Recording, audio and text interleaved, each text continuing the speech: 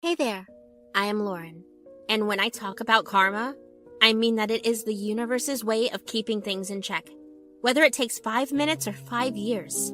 You know, I did not exactly grow up with silver spoons and all that jazz. My parents passed away when I was just a teen, leaving me to fend for myself. It was a rough start to say the least.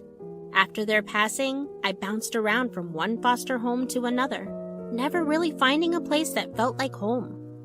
Once I aged out of the foster care system, I had to figure out how to survive on my own. I took whatever job I could get, usually low-paying jobs that barely paid the bills. But life has a funny way of throwing bricks at you, and one day, I found myself jobless with no savings to rely on. Rent was due, and there I was, stuck between a rock and a hard place. I could not keep up with the rent, so I packed up my stuff and ended up living in my old beat-up car. Homelessness was not something I'd ever imagined for myself. After 2 months on the streets, I was at my lowest point. Each day was a struggle, just trying to find food and shelter. But then, amid all that darkness, I met Edgar. Edgar's life was not a walk in the park either. He lived in this tiny one-room apartment with his mom, and they were both working their tails off to make ends meet. Our stories were pretty similar, and we were both trying to keep our heads above water. Fate brought us when I got a job together at Chick-fil-A where we both worked, and that's where our journey began. Our story is not your typical love story with fancy dates and all those nice things. We were both in survival mode, and we leaned on each other for support. Instead of dating, we focused on helping each other out. We wanted to break free of the cycle of financial struggle that had defined our lives for so long. We were both determined to get ahead and build a better future. Our mantra became simple: learn, grow, and persevere. Edgar found a job that offered better opportunities and a higher income. I, too, started landing more stable positions that aligned with my career goals. Our finances improved, and we started saving diligently. One of our proudest moments came when we finally had enough savings to buy our first house together. My mother-in-law, Maya, also moved in with us. So there we were, in our cozy home, making our dreams come true. One day, the much-awaited thing happened. Edgar popped the big question, and in the funniest and sweetest way possible. He held a Chick-fil-A sandwich with a ring in a box. Lauren, you know, we have been through it all. From those days when we struggled just to get by to now, owning this beautiful house together. Remember that time when we were working the late shift at Chick-fil-A and you made the biggest milkshake mess ever? Moments like that one, the laughter in the middle of chaos, made me fall for you even more. And speaking of falling for each other, remember that night when we closed the restaurant together? It was pouring rain, and we shared an umbrella on our way to your tiny apartment. I do. We were drenched, but somehow it felt like the most romantic moment ever. Lauren, every day with you has been a treasure. From Chick-fil-A to this moment. So, will you marry me and make the rest of my days just as special? Oh my God, baby, absolutely, yes. Maya, my mother-in-law, and I never quite clicked. It was like mixing oil and water. Our exchanges were few, conversations awkward, and an unspoken tension always lingered even though we lived under the same roof. When Edgar proposed to me, I was elated beyond words. But when we shared the news with Maya, it was as if we dropped a bomb. Maya's face contorted, and her lips tightened to a thin line. She looked at us as though we had committed some unforgivable sin. Edgar, can I talk to you in private? Sure, Mom. I will be back, honey. Maya and Edgar headed into the next room, and even though I tried not to be nosy, their voices were loud, making it hard not to overhear. I could not resist the urge to find out Maya's thoughts since she was soon going to be my mother-in-law. Look, Edgar, when you were dating her, I kept my lips sealed. But marrying her? I'm scratching my head here. Back when you two first met, we were not rolling in riches. But now that you have a good life, she's the one you want to settle down with? I mean, think this through, son. She's been through some tough times, and we have never had to deal with homelessness. Mom, you're missing the bigger picture. Lauren and I have been each other's everything in ways you can't imagine. It's not about her past. It's about what we've built together and the love we share. Well, I hope you're not jumping the gun. I can't help but wonder if she's a good match for our family. She doesn't come from the same background as you. At least you had a mom and a roof over your head at all times. You really don't know what these homeless people are like. The things they have done, the places they have been. It's not a world you're familiar with. I can't help but wonder if Lauren is just trying to entrap you in this marriage. You know, not everyone out there is as genuine as they seem. Mom, you need to understand something. Homeless people are still people. They are human beings who have been faced unimaginable hardships. And guess what? Both of us could have ended up in their situation with just a few strokes of bad luck. From that conversation Edgar had with Maya, I could not help but feel like she had strong reservations about me. It was evident that she did not approve of our relationship, and it stung. But I knew I could not let her disapproval affect my love for Edgar. We had made a decision, and we were going to go through with it. The big day rolled around, and despite Maya's reservations, we said our vows, promising to stick by each other's side. It was a beautiful day, full of love and happiness. Just a month into our marriage, I had another monumental piece of news, something that would reshape our lives. I was pregnant. I remember the day I shared the news with Edgar. He was so full of joy. We were in a stable position in our lives, with savings and a good income. There couldn't have been a more perfect time for this baby to come into our world. Little did I know that along with this pregnancy, Maya would bring hell upon me. It was like she went out of her way to make my life miserable. Instead of the support and happiness I expected during this life-altering moment, she piled on emotional abuse like it was her job. Maya's mood was down in the dumps right from the get-go after we shared the news of my pregnancy. Mom, we wanted to share some news with you. Lauren is pregnant. We're going to have a baby in this house. Yes, we are really excited. Pregnant already? Well, I guess that is what happens when you rush into things. Just don't tell me there's going to be a little one out of this girl's womb running around here in this house soon. Come on, Mom. Not right now. Why the hell would you say that? I remember how excited you have always been at the thought of being a grandmother. You can even start your knitting again and make some warm clothes for the baby. Well, not when the mother of the child is someone like Lauren. I would prefer to keep my distance from the baby. Mom, I thought you would be happy about this. Lauren, it's about time you stopped calling me Mom. I have been meaning to tell you this. I'm Edgar's mom, not yours. Anyway, I have to meet up with some ladies from the club for tea. Goodbye. During the first trimester of my pregnancy, life seemed easier. Edgar would head off to work, leaving me at home with Maya. Those days were anything but pleasant. Maya didn't miss an opportunity to taunt me or give me the cold shoulder, making it clear that she didn't approve of me or my baby. It felt like I was walking on eggshells in my own home, never knowing when the next verbal jab would come, but they were just words she attacked me with out of hatred. I did not want to stress myself out, so I did not pay attention to them. But things took a horrible turn in my 4th month. That's when my baby bump really started to show, and with it, the unwanted comments and humiliation from Maya. She started openly body shaming me, right in the comfort of our own home. She would look at me with disgust, making it clear that she thought I was becoming a fat cow. She called me pig, disgusting, and other hurtful names. Anytime she saw me munching on something, she would pounce on me like a hawk on a mouse. She would shame me for eating like it was a crime or something. But then one day, Maya took things to a whole new level.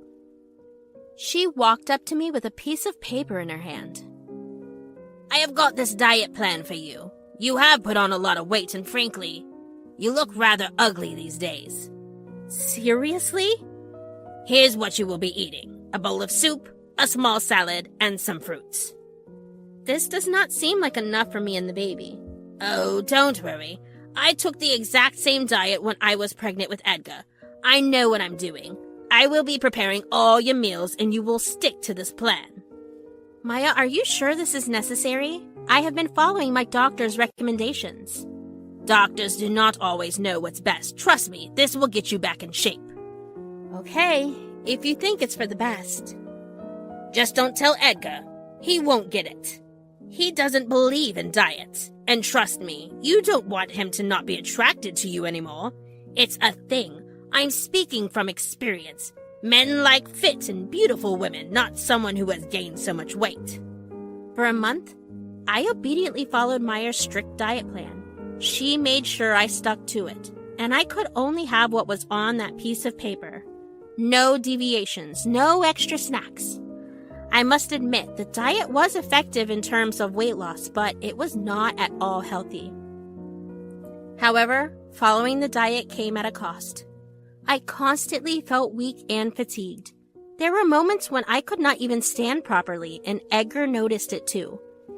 He expressed his concern, but I assured him it was just part of the pregnancy. One day, when Edgar and I were at our regular prenatal checkup, the doctor noticed something was off. He looked at my medical records and asked about my diet. He said that I had not been eating enough. I had not realized the toll this diet was taking on me, but now that a medical professional was pointing it out, I could not ignore it. Edgar, who had been listening, spoke up. Doc, we will make sure Lauren gets the proper nutrition she needs. We don't want to jeopardize her health or the baby's. As we drove home, I finally shared Maya's restrictive diet with Edgar. His concern turned to anger. The moment we got home, he lashed out at his mom. Mom, we need to talk about this diet you put Lauren on. What diet? Don't play dumb, Mom. You gave her that strict diet plan, and she's been losing weight rapidly. It's affecting her health. Well, I just wanted her to stay in shape during the pregnancy. I did not think it would harm the baby.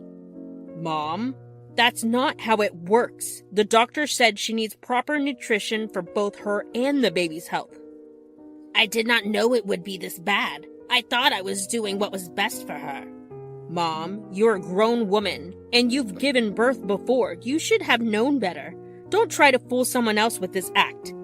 I am sorry. I think that's enough, Edgar. She is apologizing. In the 6th month of my pregnancy, when I was already feeling exhausted and heavy, she found a new way to bother me. She began by faking a leg injury, claiming that she could not walk or do any chores around the house. I didn't mind helping out, but with a baby growing inside me, it was a real challenge. For 3 long months, I cooked, cleaned, and did all the household chores while Maya enjoyed the comfort of her supposed leg injury. It felt like she was trying to take advantage of me. Then came the day when Edgar planned a special dinner for just the 2 of us, just 1 week before my due date. We were looking forward to a relaxing evening, but our reservations got canceled at the last minute. We returned home earlier than expected, and what we saw shocked us. There was Maya, walking on both legs perfectly fine, not a hint of pain or discomfort. She was even carrying an Uber Eats delivery bag. It was clear that she had been deceiving us all along. Mom, can you please explain why you pretended to have a leg injury for months? You made Lauren do all the work around the house for 3 months while she was pregnant. I don't know what you're talking about, Edgar. My leg really hurt. We just caught you red-handed, Mom. You made me do laundry every single day, even though I'm in my 9th month. It was insane. Well, I can't keep you around Lauren until the baby is here. We will not have you in the hospital when the baby is born. I'm so sorry. I didn't mean for it to go this far. Don't do this, please.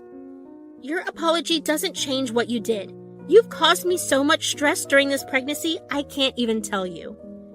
For an entire week, we maintained absolute silence with Maya.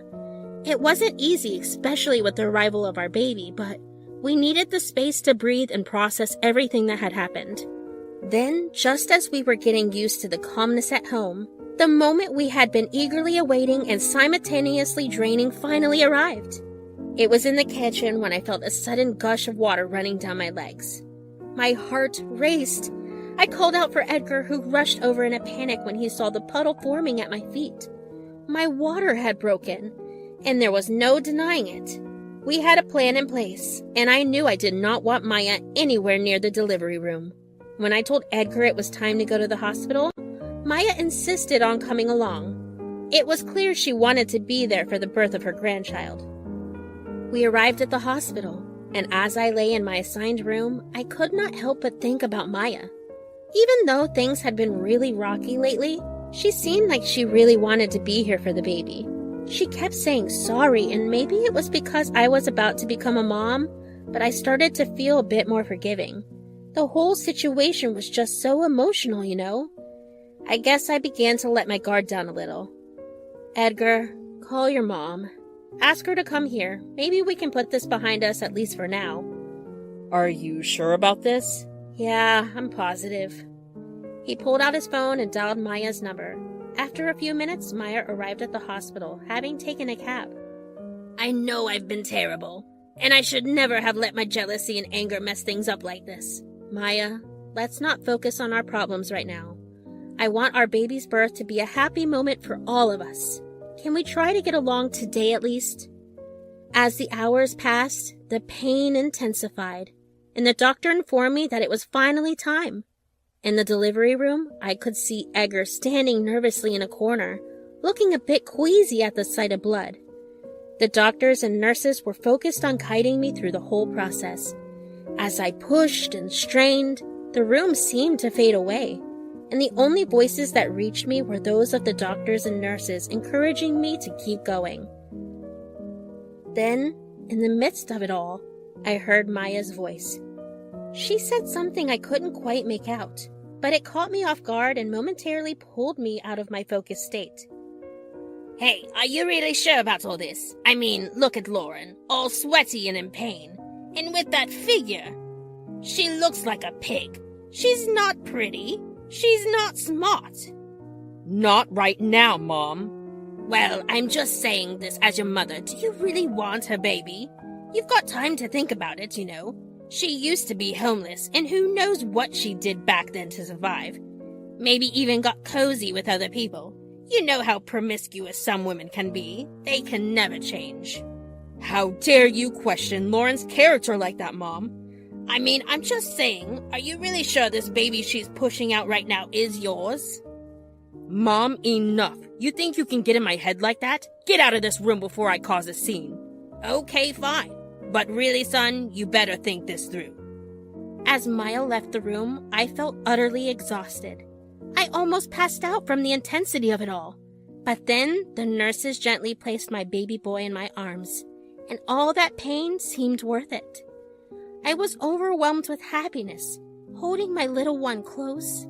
Edgar walked up to me, his eyes filled with pride and love. He kissed me gently.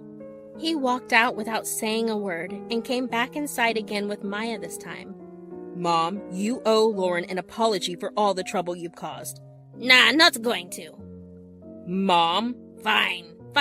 I'm sorry, Lauren. I don't know if I can forgive you. Mom, the stuff you said today was pretty harsh. So here's the deal. I need you to pack up and leave our place. Go live with your friends, your relatives, I don't care, but you can't be around my wife and our baby anymore. Come on, Edgar. I don't have a place to go. Go to your old apartment. Doesn't matter to me. You've had your chances. Just don't contact us ever again. Edgar, pretty please. Maya was now literally begging, and it looked like she would soon drop to her knees to get out of the situation. Start walking or I'm dialing security.